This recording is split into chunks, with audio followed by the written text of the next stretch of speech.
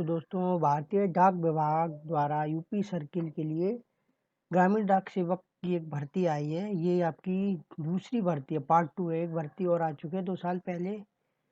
तो आज मैं आपको इसके बारे में बताने जा रहा हूँ। तो इस भर्ती के अंतर्गत जो आपकी पोस्टें हैं उसका नाम है, एक तो ब्रांच पोस्ट मास्टर बीपीएम, एक जो आपका नाम है assistant branch post master ABPM, और तीसरा जो आपका है डाक सेवक। तो अब इनका बात करते हैं वेतन की। तो ये एक संविदा का पद है, उसका जो वेतन है आपका बीपीएम के लिए आपका 12,000 से लेके 14,500 तक मिल सकता है, और एबीपीएम और डाक सेवक का आपका 10,000 से लेके 12,000 तक मिल सकता है, और ये फिक्स पद है। इसमें संविदा पे है तो पूरा फिक्स वेतन है, ना आपका बढ़ेगा ना घटेगा। तो अब बात करते हैं एज की।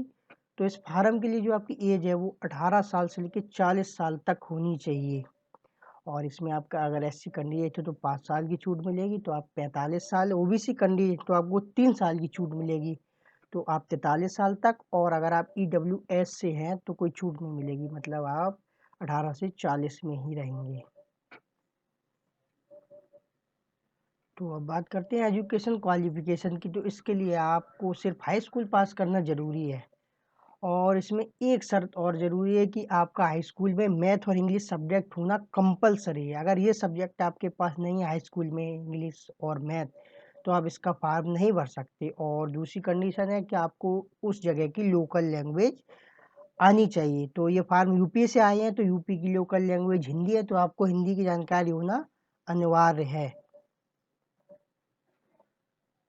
तो इसमें आपसे बेसिक कंप्यूटर ट्रेनिंग भी और मांगी गई है, मतलब आप पे कंप्यूटर की बेसिक नॉलेज होनी चाहिए, और ये जो आपके पास सर्टिफिकेट होना चाहिए कम से कम 60 दिनों का होना चाहिए। अगर उससे कम दिनों का है तो ये सर्टिफिकेट आपका वैलिड नहीं होगा। और इसके साथ ही आपको नॉलेज ऑफ साइकिल, यानी साइकिल चलाने का ज्ञान होना चाहिए, यानी आपको साइकिल चलानी आनी चाहिए। ये भी इसमें एक शर्त है। और जब आपकी ज्वाइनिंग हो जाएगी तो आपको सिक्योरिटी के रूप में, चाहे कोई सी भी पोस्ट हो, 1,00,000 रुपए जमा करने पड़ेंगे। ये आपको सिक्योरिटी के लिए जमा होंगे। तो बात करते हैं हम फीस की। तो आपका जो जनरल कैंडिडेट है, ओबीसी कैंडिडेट है, और ईडब्ल्यूएस की जो मेल कैंडिडेट हैं, उनकी फ़ीस 100 रुपये लगेगी, और इसके अलावा आपके जितने भी कैंडिडेट आते हैं उन सब से कोई भी फ़ीस नहीं ली जाएगी। अब बात करते हैं कि इसमें, तो मैं अब आपको बताने जा रहा हूँ कि इसमें आप कितनी पोस्टें चुन सकते हैं, क्योंकि यूपी में हर पोस्ट ऑफिस से बहुत सी वैकेंसी आई हैं। तो इसमें आप सिर्फ 20 पोस्टें ही चुन सकते हैं, 20 पोस्ट ऑफिस की 20 पोस्टें। और इसमें एक शर्त ये भी है कि आप एक फार्म जो भरेंगे उससे आप सिर्फ 5 पोस्टें ही चुन सकते हैं, और जो 5 पोस्टें आप चुनेंगे वो किसी भी पोस्ट ऑफिस की चुन सकते हैं। चाहिए तो एक पोस्ट ऑफिस में बहुत सी ब्रांचें हैं उनसे चुन सकते हैं, और इसमें आपका एक रजिस्ट्रेशन होगा।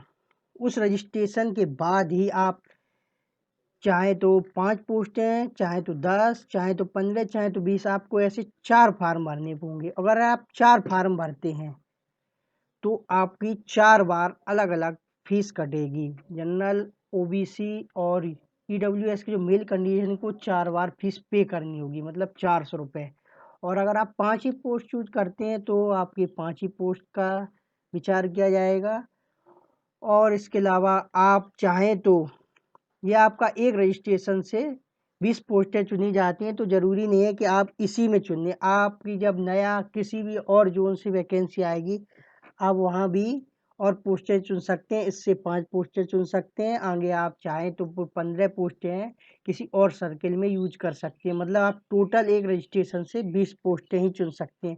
अगर आपने अभी पूरी 20 पोस्टें चुन लीं, तो आप अगले सर्किल की जब किसी भी यूपी के अलावा कहीं से वैकेंसी आएगी तो आप उसमें एक भी पोस्ट नहीं चुन सकते हैं।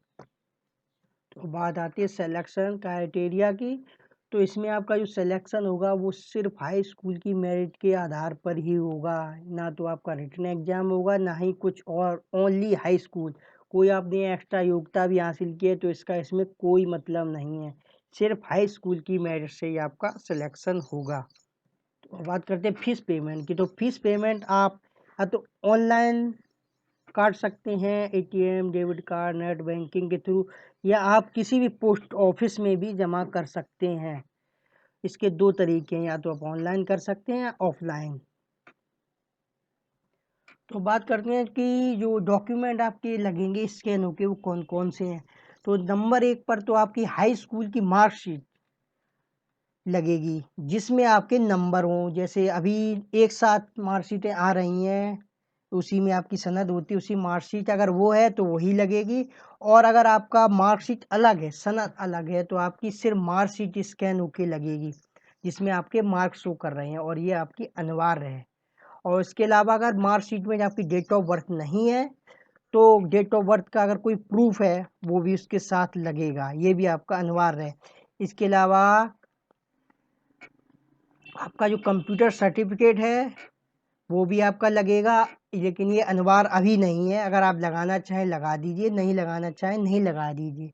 और आपका चौथे नंबर पर आता है आपका ये कम्युनिटी सर्टिफिकेट, यानी आप अगर जनरल के अलावा किसी भी कैटेगरी को बिलोंग करते हैं, या ओबीसी हैं, एससी हैं, ईडब्ल्यूएस हैं, तो आपका उसको सर्टिफिकेट स्कैन करके लगाना ही पड़ेगा, ये भी आपका अनिवार्य है।